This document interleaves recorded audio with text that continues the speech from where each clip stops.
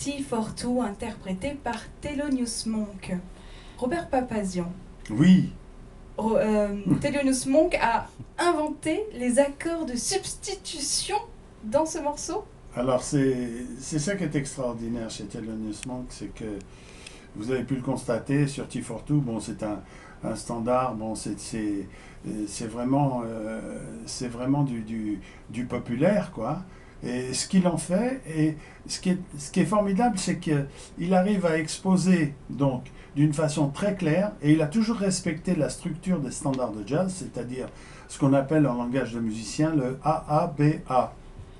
Et il a toujours respecté ça, et arrivé à un moment donné, il part carrément dans des volutes, dans des choses qui n'ont pas été faites, parce qu'il faut savoir que là, on est quand même, l'interprétation de T42, c'est quand même dans les années 60, voire 59, 60.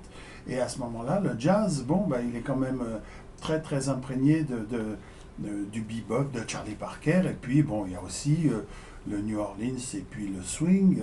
Donc, c'est quand même une révolution.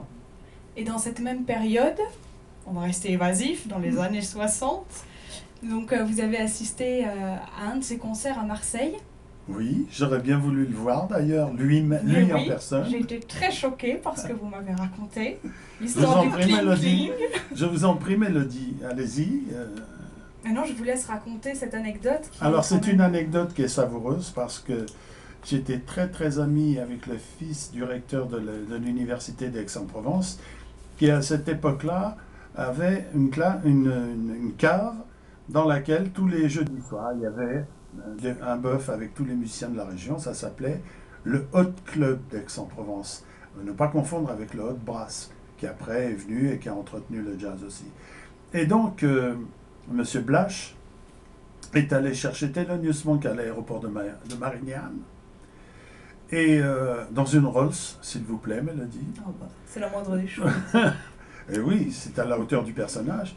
Et pendant tout le trajet, Thelonious voulait, pendant que la voiture roulait, quoi, Thelonious voulait descendre en marche de la voiture. Bon, enfin bref, ils sont arrivés au théâtre de l'Alcazar à Marseille, avec une bonne heure de retard. Pendant ce temps-là, le public attendait.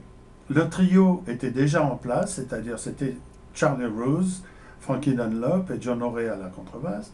Et ils ont joué pendant plus d'une heure, tous les trois, en attendant Thelonious, qui est arrivé sur la scène de l'Alcazar, qui a fait 3 fois le tour du piano, et qui a fait gling gling, il a fait quelques notes, et puis il est reparti, et on ne l'a plus jamais revu.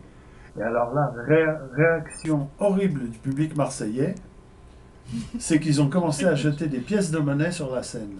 Alors là, c'est de l'outrage, vraiment, et c'était très impressionnant. Cela dit, bon, c'était Thelonious, quoi, avec ses facéties, mais à mon avis, il n'était pas toujours comme ça. Hein. Mais bon, quel que soit... Oui, c'était... On aurait voulu l'avoir en personne et puis profiter du concert. Bon, on a dû entendre un seul morceau, et puis...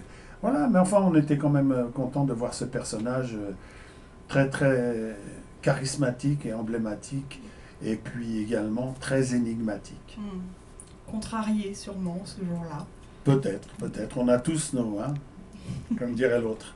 Alors, une composition de Monk, Criss Cross. Criss Cross, oui, une compo de Monk. La plupart des morceaux qu'on va écouter sont des compositions de Monk. Hein. Et c'est très intéressant parce que il y a une osmose entre lui et Charlie Rose, le sax ténor, et on le sent vraiment. Criss Cross.